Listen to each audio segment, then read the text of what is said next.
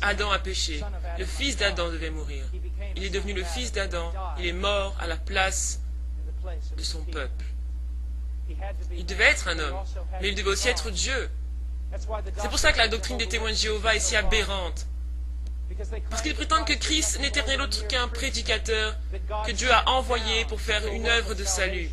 Non, Dieu est venu pour faire une œuvre de salut.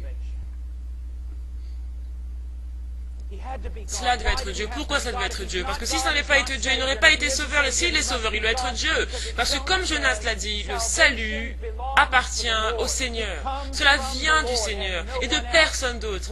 Pourquoi il fallait que ça soit Dieu? Qui, si ce n'est Dieu, peut supporter la colère de Dieu et se relever? Pourquoi il fallait que ce soit Dieu? Il devait donner sa vie. J'ai entendu ces prédicateurs dire Dieu ne pouvait trouver l'ange parfait ou l'homme parfait. Ça n'aurait aucune importance s'il avait pu trouver l'ange ou l'homme parfait. Ça n'aurait toujours pas marché. Dieu est descendu. Dieu est devenu un homme. Dieu, pour toi, il a donné sa vie. Laisse-moi vous poser une petite question. La vie que vous avez, pouvez-vous la donner? Elle n'est même pas à vous pour commencer. Elle ne vous appartient même pas. Votre vie vient de Dieu. Si je donnais ma vie, ce serait comme si je donnais votre voiture. Ce n'est même pas à moi pour commencer. Mais Christ a dit, j'ai l'autorité de donner ma vie, de la reprendre, elle lui appartient. Pourquoi il fallait que ce soit Dieu? Un étudiant s'est levé une fois au milieu de la congrégation. Il a dit, j'ai une question pour vous.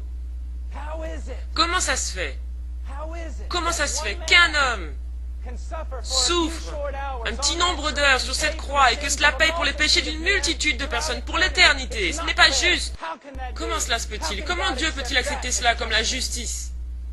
J'ai dit, jeune homme, merci pour ta question. Si cet homme a pu mourir sur cette croix, souffrir quelques heures et sauver une multitude d'hommes de l'éternité en enfer, c'est parce que cet homme sur la croix valait bien plus que toute cette multitude d'hommes réunis. C'est à cause de sa valeur infinie.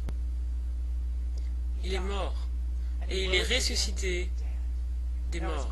Donc tandis que Christ a vengé son Père en mourant sur la croix, le Père a vengé son Fils en le ressuscitant des morts.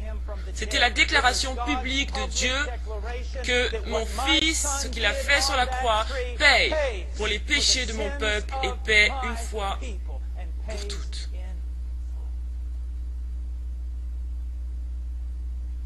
Maintenant, pour finir, je veux aller dans un de mes passages.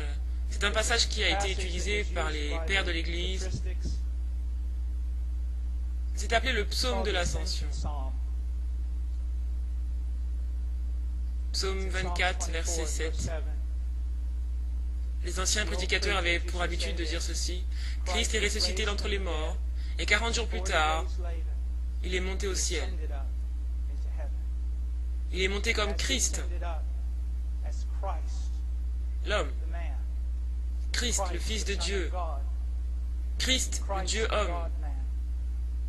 Il est arrivé devant les portes du ciel qui se sont élevées. Verset 7. Portes élevées vos linteaux, élevez-vous, portes éternelles, que le roi de gloire fasse son entrée. Pouvez-vous imaginer le choc? C'est comme si les anges se tenaient de l'autre côté de la porte et disaient « Qui se tient devant cette porte? Aucun homme n'est jamais passé par là.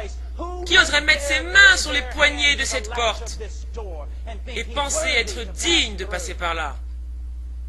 Et la réponse suit. Porte, élevez vos linteaux, élevez-vous, portes éternelles, que le roi de gloire fasse son entrée. Christ, le roi de gloire. Christ, le Dieu homme. Christ s'est fait homme pour nous. Et il est entré dans la gloire et s'est assis à la droite de son Père. Et maintenant, Dieu ne vous demande pas de faire une petite prière de 5 minutes et de demander à Jésus de venir dans votre cœur. Non, ce n'est pas ce qu'il fait. Vous me direz, j'ai été sauvé de cette manière. Oui, c'est possible que vous ayez été sauvé de cette manière. Mais la Bible dit, Dieu commande aux hommes en tout lieu de se repentir de leurs péchés, de croire en l'Évangile, de produire des fruits dignes de la repentance. Vous direz, frère Paul, parles-tu d'un salut par les œuvres? Absolument pas. Je parle d'une doctrine perdue dans l'Église. Et veuillez me supporter un instant de plus. Je ferme ma Bible en signe de bonne foi. Après cela, je m'en vais. Mais supportez-moi un moment. S'il y a une doctrine perdue aujourd'hui qui détruit l'évangélisation, c'est la doctrine de la régénération. La régénération n'est pas plus ou moins une décision.